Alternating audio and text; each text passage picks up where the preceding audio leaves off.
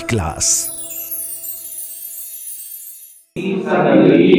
या हम सभी अपने जीवन में सुख और गुणों की अभिवृद्धि के लिए नीति के विषयों का श्रवण कर रहे हैं। नीतिकार कहते हैं कि कुछ चीजें हमारे जीवन के लिए बहुत उपयोगी हैं और कुछ चीजें हमारे जीवन के लिए हानिकारक हैं। कुछ चीजें ऐसी है कि सही जगह पर की जाए तो उपयोगी हैं और कुछ चीजें ऐसी है कि वो सही चीजें भी, सही क्रियाएं भी गलत जगह पर की जाए तो अनुपयोगी। तो हमें इस बात को अच्छे से, गहराई से, गंभीरता से समझना चाहिए कि हमारे जीवन के लिए क्या क्या चीजें अच्छी हैं और क्या क्या चीजें अच्छी नहीं। क्या क्या चीजें ऐसी हैं जो आपके जीवन को ऊंचाइयां दे सकती हैं और क्या क्या चीजें ऐसी हैं जो ऊंचाइयां ले सकती हैं।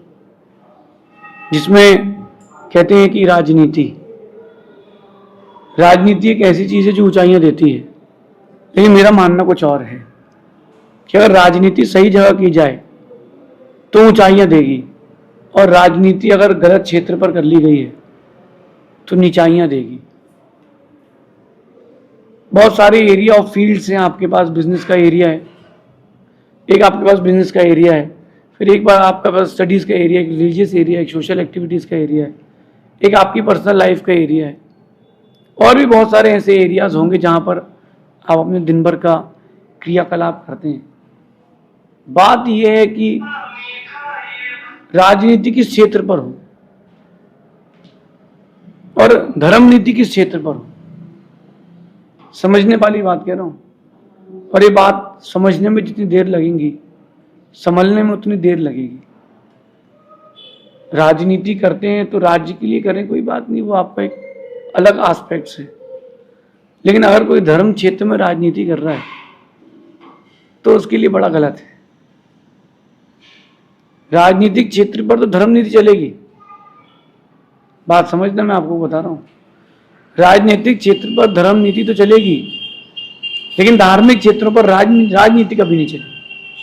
इसलिए जो राजनीतिक क्षेत्र हैं उनमें धर्म नीति का बहुत प्रयोग करें। देश को आज़ादी भी उसी धर्म नीति से मिली। लेकिन धार्मिक क्षेत्रों में, धार्मिक गतिविधियों में राजनीति ना करें। परस्पर के उतार चढ़ाव में कि मैं अध्यक्ष बनूंगा, मैं उपाध्यक्ष बनूंगा, मैं मंत्री बनूंगा, वो कोषाध्यक्ष नहीं बनेगा, वो महामंत्री नहीं बन सकता, वो बन गया तो हम तलवारें निकाल लेंगे। छोटी छोटी संस्थाओं में इस प्रकार के छोटे छोटे काम करना, ये आपके व्यक्तित्व को नीचे गिराता है। अपने व्यक्तित्व को ऊंचा उठाना है, हमें अपने व्यक्तित्व को नीचा नहीं गिराना। इज्जत बनाने में पूरी जिंदगी लग जाती है, इज्जत बनाने में पूरी जिंदगी लग जाती है और इज्जत मिटाने में 1 मिनट नहीं लगता। मैं केवल जैनों की बात नहीं कर रहा, भारत का कोई भी मंदिर ऐसा नहीं है जो राजनीति से दूर ना हो, और राजनेताओं को उससे कोई मतलब नहीं है। तो राजनीति करने वाले कौन है? वो जो धर्म के क्षेत्र के अधिकारी हैं, वही राजनीति करने वाले। कोई अच्छा काम करेगा सबसे पहले उसको खींचा जाता है। भारत है, भारत में अगर सब्जी बेची जाती है तो खुली टोकनी में, और केकड़े बेचे जाएं अगर तो टोकनी को ढका नहीं जाता। क्यों? क्योंकि एक भी केकड़ा दूसरे केकड़े को बाहर निकलने नहीं देता। तू बाहर कैसे आ रहा, चल नीचे आ। इस बात को आप समझ ले तो हो सकता है सुधार हो सकता है, क्योंकि एक व्यक्ति से सुधार होगा, अगर एक व्यक्ति से सुधार होगा अलग अगर, तो ही अपन सर्वव्यापक सुधार कर पाते हैं। सुधार तो पहले से ही होता है।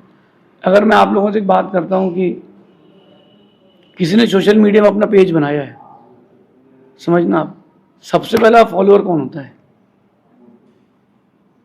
100% है। आप कभी कोई पेज बनाते हो अपनी सेकंड आईडी से, सबसे बड़ा पहला फॉलोअर आप ही होते हो, सबसे पहला लाइक आपका होता है, सबसे पहला व्यू आपका होता है। कॉमन कॉन्सेप्ट है ना।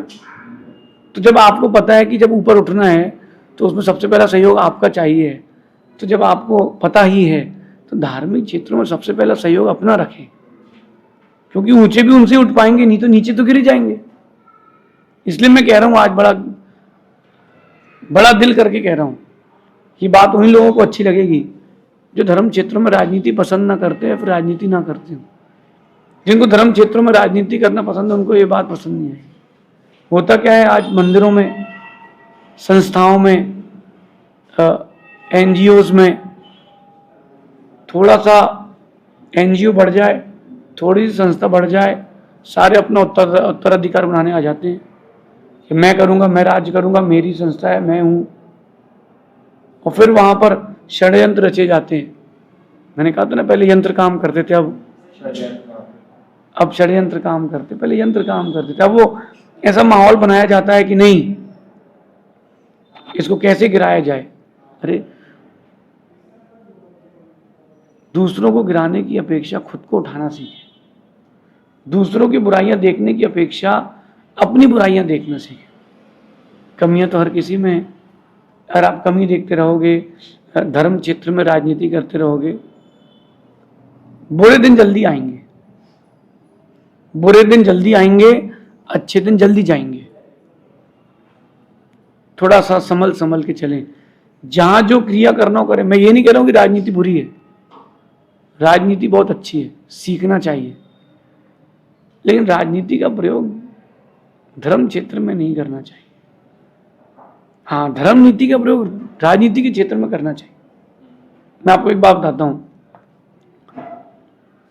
जब भारत का बंटवारा हुआ था और भारत में मध्य प्रदेश नहीं था, मध्य भारत नाम का एक स्टेट था, जो इंदौर में मिश्री लाल जी गंगवाल, दिगंबर जैन श्रावक हमारे, वो मुख्यमंत्री हुआ करते थे। प्रदेश का नाम था मध्य भारत, मध्य प्रदेश नाम था, यही नाम था शायद, मध्य भारत था, और नागपुर उसका कैपिटल था। अब हुआ क्या, ग्वालियर इंदौर जो भी कैपिटल, हुआ क्या, सुनना बात को। लोगों ने सोचा कि अभी यार ये मारवाड़ी आदमी गद्दी पर कैसे आ गए, इसको हटाया जाए। राजनीतिक क्षेत्र पर राजनीति की गंदगी देखना। तो उन्होंने प्रधानमंत्री जी से बोल करके विदेशियों को आमंत्रित किया कि अब आप आके भारत देखिए कि भारत की व्यवस्थाएं और अच्छी हो गई। आमंत्रण किया गया, उनको बुलाया गया। वो गेटवे ऑफ इंडिया से, इंडिया गेट से अंदर आए। वो अंदर आए, उन्होंने सब चीज़ों के लिए, अब वो खाएंगे तो मांस, कि मांसाहारी है। तो बोले व्यवस्था कौन करेगा? बोले व्यवस्था तो मध्य भारत का मुख्यमंत्री करेगा, उनके भोजन की व्यवस्था, क्योंकि वो जैन है तो मांस खिलाएगा नहीं, पद छोड़ देगा। उन्होंने कहा कि नेहरू जी ने कहा कि आपको इनकी व्यवस्था इनके अनुसार करना है। तो उन्होंने कहा कि देखिए कि व्यवस्था तो हमारे अनुसार चलेंगी, आपको जमे तो ठीक है, वरना मेरा रेजिग्नेशन लेटर आपके पास पहुंच जाएगा। ये दिगंबर जैन श्रावक मर जाएगा लेकिन मांस नहीं खिलाएगा। वो माने नहीं, उन्होंने कहा नहीं, आपको वही खिलाना पड़ेगा। बोले आप एक बार मौका तो दें, अगर आपके जो अतिथि आ रहे हैं उनकी आओ भगत नहीं हो तो हम हैं, देखना आप। उन्होंने विदेशियों को बुलाया, जमीन पर बैठाया, सुंदर चौकियां लगाई, मारवाड़ी दाल बाटी चूरमा खिलाया। सब अंगुलियां चाटते रह गए। बोले कि ये नॉन वेजिटेरियन फूड्स भी इतना मधुर होता है, कि इतना स्वादिष्ट होता है क्या? पत्तल में खिलाया, कोई चांदी सोने की थाली। तुम होगी विक्टोरिया अपने गांव की, हमारे यहां तो बाई हो। वो जो उन्होंने व्यवस्थाएं की, खुश होके गए। और जिन लोगों ने आग लगाई थी, नारायण, वो जो पीछे से नारायण नारद करने वाले होते ना, लड़ाने वाले, भिड़ाने वाले, उनका मुख शांत हो गया। बोले कि मानना पड़ेगा, राजनीतिक क्षेत्र में भी जिसने धर्म नीति अहिंसा का प्रयोग किया है, उसकी हर बार विजय हुई है। समय लगता है, वक्त लगता है, प्रयोग सही होना चाहिए। ये धर्म नीति का मतलब ये नहीं होता कि कोई एक चांटा मारे तो आप दूसरा गाल आगे कर दो। धर्म नीति का ये मतलब नहीं होता कि कोई तुम्हारे भगवान को उठा करके मंदिर से ले जा रहा है, मंदिर तोड़ रहा है, तो बोले कोई बात नहीं, भी हम दूसरा बना लेंगे। ये धर्म नीति नहीं है, तो कायरता है। धर्म नीति कहती है कि शाम दाम, इन दो नीतियों से काम करना पड़ता है। चाहे कुछ भी हो जाए, हम अपने अस्तित्व को नहीं खोएंगे।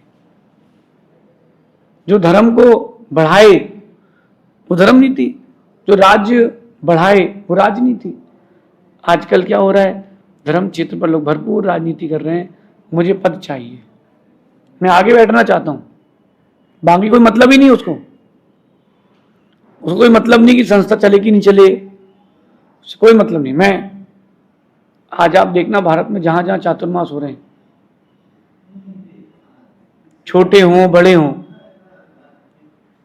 जो भी चातुर्मास चल रहे हैं, उस चातुर्मास कमेटी में आप देखना एक बड़ा बैनर बनता है। उस बड़े बैनर के साथ क्या होता है, 150-200 नाम लिखे जाते हैं। आवास व्यवस्था, फलाना चंजी, फलाना चंजी, फलाना चंजी, 20 नाम लिखे रहेंगे, व्यवस्था संभालेगा एक आदमी। भोजन व्यवस्था, 15 नाम लिखे रहेंगे, संभालेगा जो सबसे नीचे नाम लिखा है। ऐसा क्यों हो रहा है? क्योंकि धर्म क्षेत्रों में राजनीति प्रवेश कर चुकी है। कैसे हम सामने वाले को गिरा सकते हैं, कैसे उसकी बेइज्जती कर सकते हैं, कैसे हम उसकी इंसल्ट कर दें, समझें और संभलें। धर्म क्षेत्र में राजनीति ना करें। जो धर्म क्षेत्र में राजनीति करते हैं, ये मैं नहीं कह रहा हूं, ये पूर्व के आचार्य लिख गए कि कर्म तो तुमको भोगना पड़ेगा, और यही भोगना पड़ेगा सबको, यही सबका किया सबको यही भोगना पड़ेगा। मैंने बहुत बड़े बड़े व्यक्तित्वों को देखा है जिन्होंने बहुत बड़े बड़े काम किए, विश्व की पटल में जिनका इकलौता नाम चला हो, मोनोपोली चली हो जिनकी, उनको भी कोई अब नहीं पूछने वाला है, क्योंकि लोगों को पता है कि राजनीति करता था धर्म क्षेत्र में। जो धर्म क्षेत्र में राजनीति करते हैं वो ऐसे जानवर बनते हैं जिनको कोई छूना पसंद नहीं करता, क्योंकि तुमने किसी से घृणा की है, तुमने किसी को छू छू किया है, तो आज सब तुम्हें छू छू कर रहे हैं। गाय निकले तो गाल खिला लेता है हर कोई, समझना आप। सांप निकले तो कोई गाल नहीं खिलाता, साइड हट जाता है। ऐसे भी जानवर हैं 4 पैर वाले, जो छू जाए तो आदमी नहाता है पहले, किसी भी जात का हो, किसी भी कास्ट का हो। ये वो लोग बने, ये वो लोग हैं जो धर्म क्षेत्र में राजनीति करते थे। तुमने लोगों को दूर किया, आज कर्म ने तुमको सबसे दूर कर दिया। शिकारी आएगा तुमको काट के खाएगा। आज का परिवेश, आज का काल बड़ा कठिन है। काल को संभालें और खुद को संभालें। कम से कम दूसरा कोई सुने ना सुने, समझे ना समझे, इससे क्या फर्क पड़ता है।